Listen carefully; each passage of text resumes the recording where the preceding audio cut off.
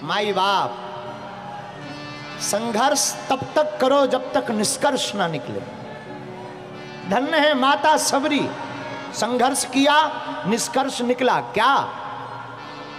अरे आज के दिवस की मैं जाऊं बलिहारा, मेरे घर आयो मेरो राघव जी ये प्यारा, मेरे घर आयो मेरो राघव जी। राम जी माता सबरी के घर गए, ये संघर्ष की कहानी है। और संघर्ष की कहानी में माता सबरी तो ठीक है, माता सीता को भी कहां छोड़ा जाएगा।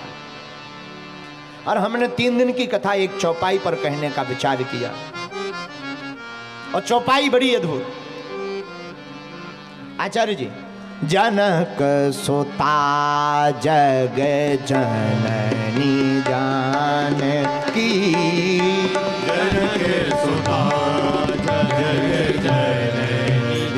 जानकी। जनक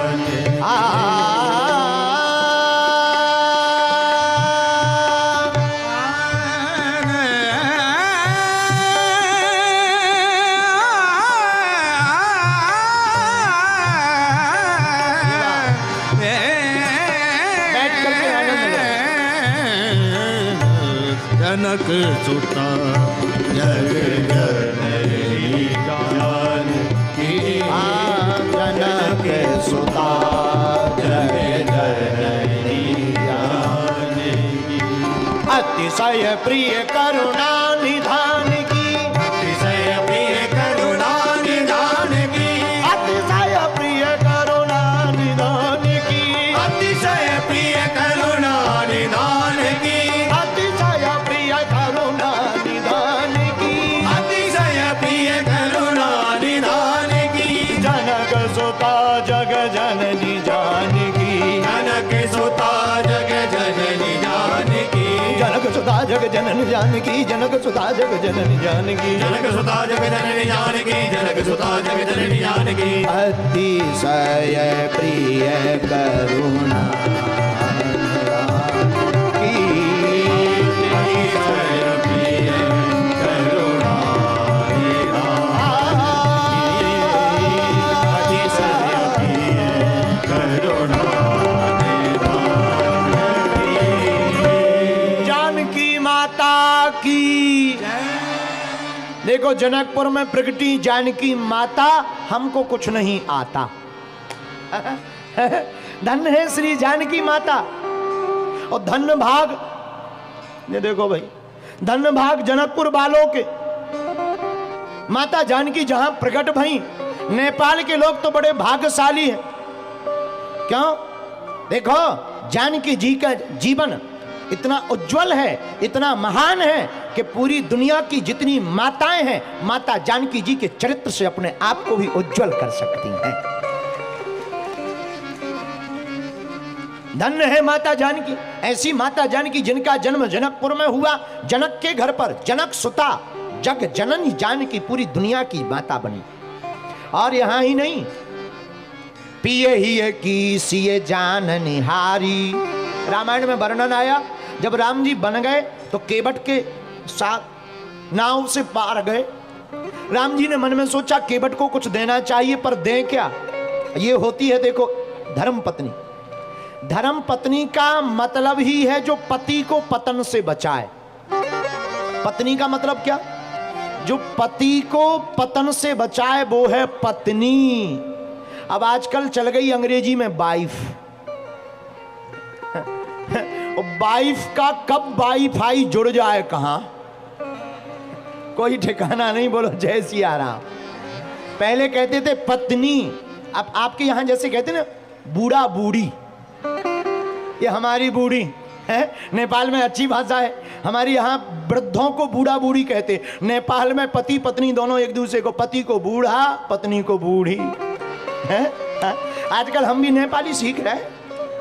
खैर नेपाल के लोगों से कोई जीत तो नहीं सकता है, वो बात अलग है। नेपाल के लोग सबसे ज्यादा नहीं, नेपाल के लोग बहुत महान होते हैं। एक बार स्वामी जी क्या हुआ, भूकंप आया। भूकंप, नेपाल के 2 लोग थे, एक का नाम चंगीलाल, एक का नाम मंगीलाल। चंगीलाल मंगीलाल काठमांडू के कमरे में लेटे थे, भूकंप आया। दूसरा बोला जाग जाग जाग, देख भूकंप आया। दूसरा बोला चुप हो जा, सो जा, मकान गिरेगा तो कौन अपना है, किराए का है। ऐसे महान लोग होते हैं नेपाल के। बोलो जय सिया राम, जोर से बोलो और जोर से बोलो। अच्छा दुकान, हम रास्ते में चले आ रहे थे, हमें रास्ते में मिला भरतपुर रेलवे एयरपोर्ट। भरतपुर से आगे चले तो स्थान मिला शायद चितवन है, चितवन ही था। चितवन की एक दुकान का काल्पनिक चर्चा है, काल्पनिक, वास्तविक नहीं काल्पनिक। चितवन की एक दुकान पर लिखा था हमें नौकर चाहिए, लेकिन नोट शुगर अनिवार्य है।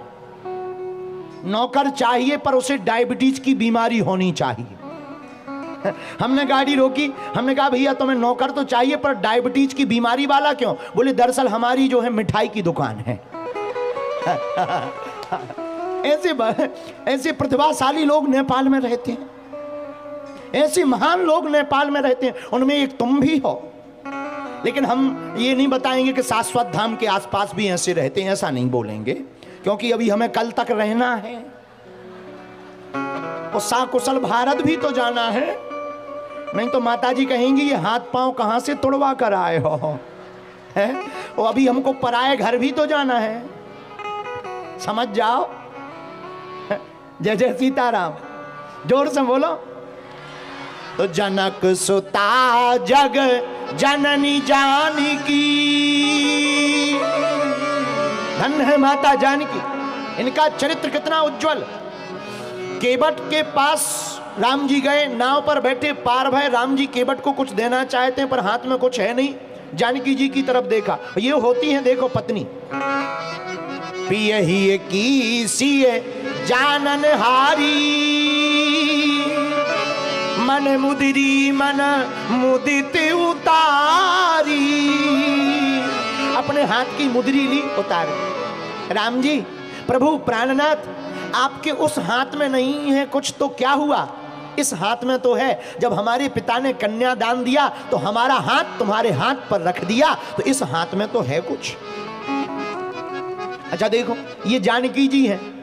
और कोई बूढ़ी होती तो पता है पति अगर मांगता कि कुछ दो, ये अंगूठी दे दो, है सब तो बर्बाद कर दिया, अब अंगूठी बची वो और खा लो। जिंदगी भर केवल लेना ही लेना सीखा, आज तक लिबवाया तो कुछ है नहीं। और कोई होता तो ऐसे बोलता, थोड़ा ठीक ठाक होती तो यही कहती प्राण खा लो, मुद्री बची, अंगूठी बची, यही और खा लो, भाड़ में जाओ। पर धन्य है जानकी माता, राम जी ने मांगा नहीं। ये धर्म पत्नी का उज्जवल चरित्र होता है। धन्य है अपने पति के मन की जानकर अपनी मुद्री को उतार कर प्रभु श्री राम को दे दिया।